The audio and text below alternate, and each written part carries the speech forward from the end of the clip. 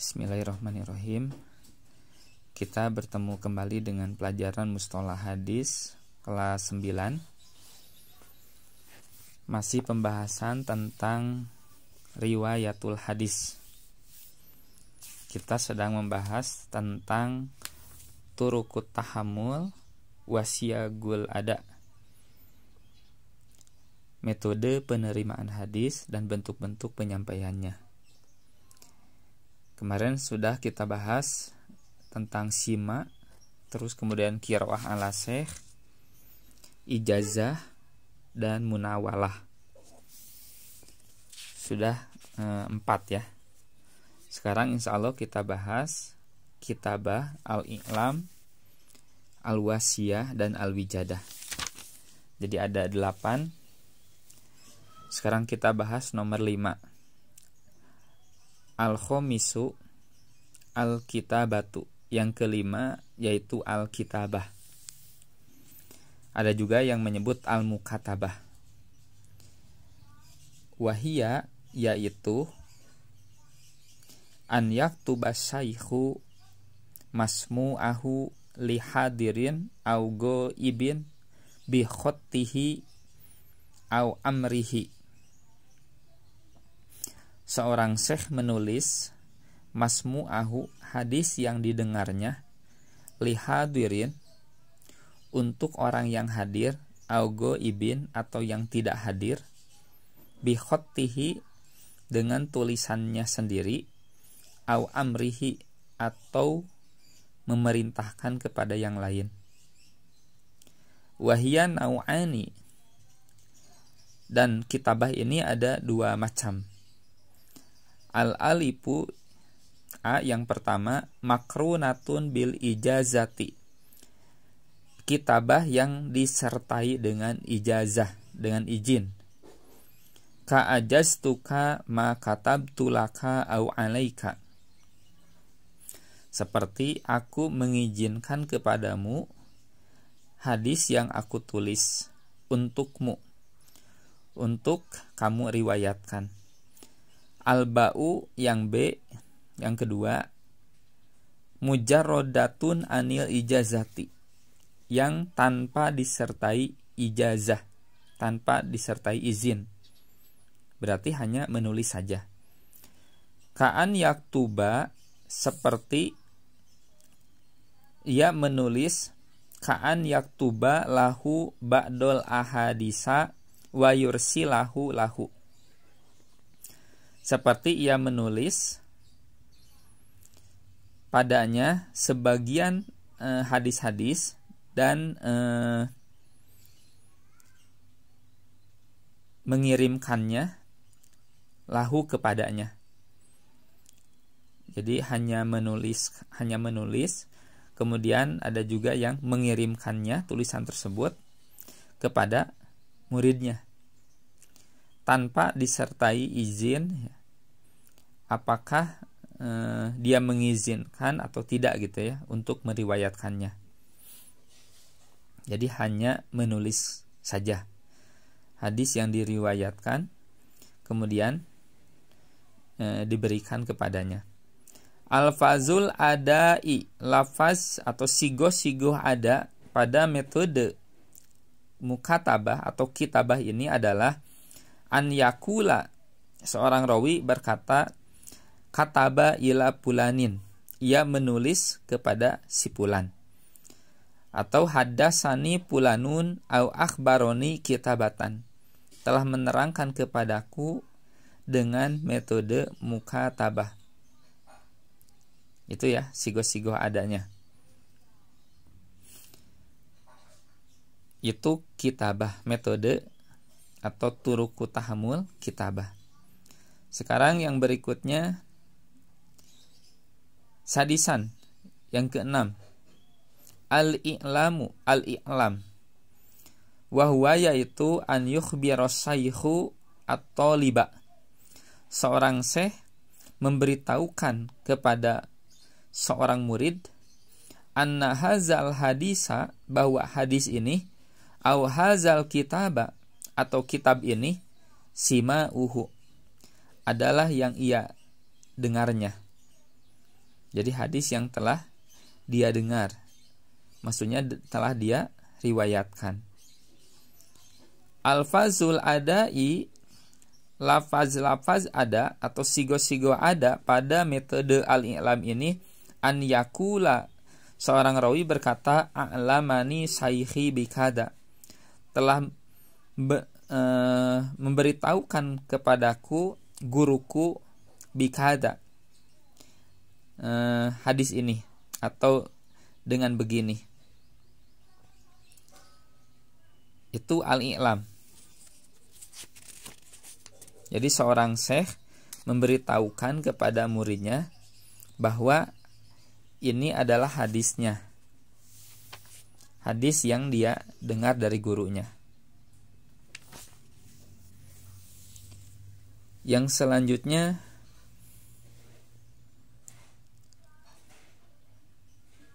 sabi'an, yang ketujuh, al-wasiyatu wasiyah. Metode turukut tahamul al-wasiyah. Nah, wahia yaitu an yusiya saykhu inda mautihi aw safarihi li sahsin. Seorang syekh mewasiatkan ketika wafatnya, maksudnya sebelum wafat, aw safarihi atau sebelum saparnya, sebelum bepergian, li sahsin kepada seseorang, bi kitabin, sebuah kitab, min kutubihi dari kitab-kitabnya, allati yarwihi, yang dia riwayatkannya. Jadi memberikan wasiat, biasakan wasiat itu berupa harta atau apa ya, di sini mah mewasiatkannya adalah hadis, yaitu sebuah kitab. Al-fazul adai, lafaz-lafaz ada pada metode ini, sigoh ada ya, maksudnya an yakula, seorang rawi berkata, auso ila fulanin bikada, aku telah mewasiatkan kepada si fulan bikada ini.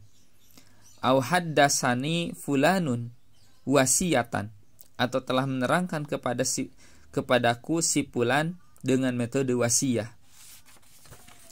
Nah, metode wasiyah ini dilihat dari penjelasan para ulama, pernah dipergunakan pada masa tabi'in, dan ini hanya satu kali, yaitu hanya dilakukan oleh Abdullah bin Zaid al-Jarmi, atau dengan sebutan yang populer Abu Kilabah, yang mana ia mewasiatkan kitab-kitabnya kepada Ayyub as-Sakhtiyani. Dan metode ini tidak pernah ditemukan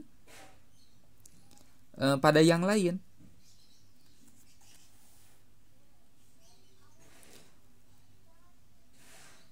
Seperti Auso Abu Kilabata, Auso ilayya Abu Kilabata.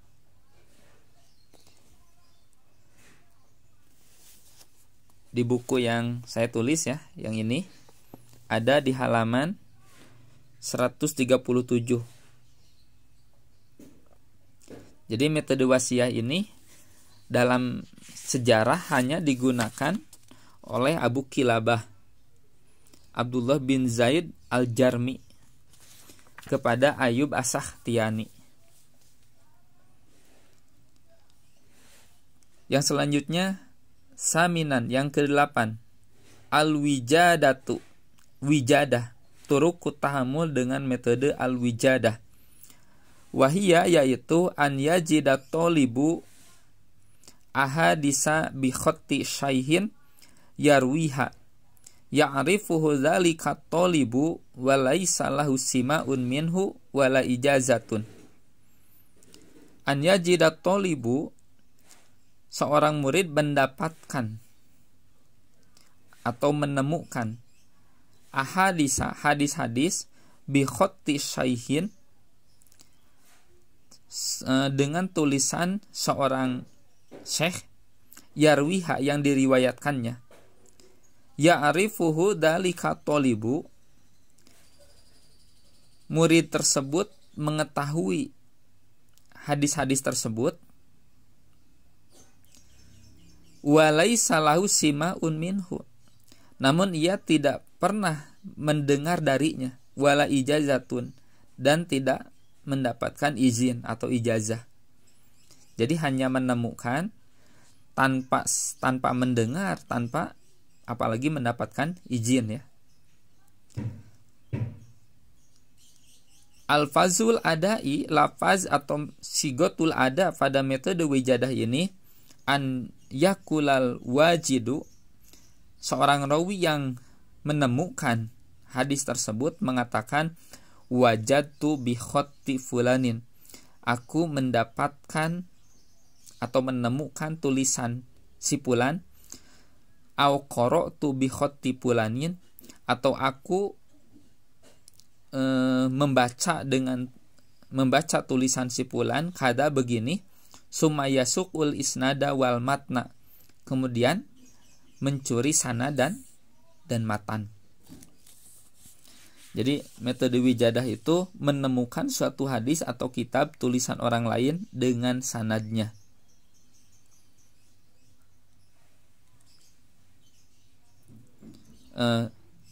Dia menemukan riwayat seorang syekh yang dikenalnya, namun ia tidak mendengar hadis tersebut dan tidak mendapatkan izin. Kemudian ia menyusun sanad darinya.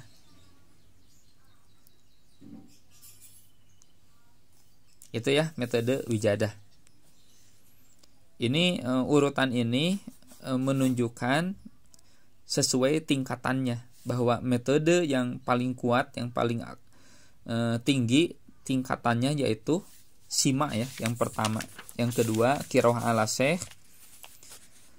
Kemudian yang berikutnya al-ijazah, al-munawalah, al-kitabah atau al-mukatabah, al-i'lam, al-wasiyah, dan yang terakhir al-wijadah. Paling rendah ya, paling lemah.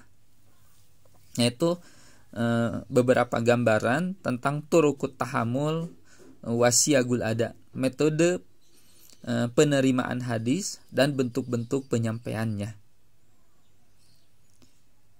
Itu secara singkat yang dapat disampaikan. Untuk lebih jelas tentang penjelasannya bisa ditambah dengan membaca buku yang saya tulis ya. Buku yang ini di bab yang ke-8 ya. Mungkin sampai di sini dulu. Akhirul kalam. Assalamualaikum warahmatullahi wabarakatuh.